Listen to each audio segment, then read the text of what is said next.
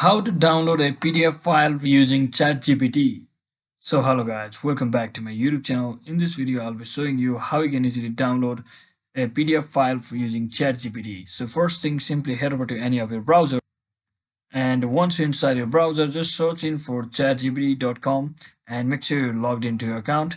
So here in this example, I have already written a sample PDF, asked the ChatGPT to provide me with a sample PDF file, and here it has already generated a link from which I can simply download the PDF file. And you can also download any PDF file regarding your subject material just like this, and click on this and you can simply open it from your download section.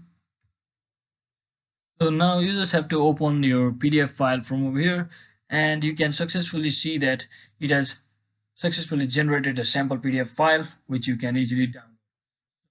Hope this video was helpful guys. If it was, don't forget to like and subscribe to the channel. See you on the next one.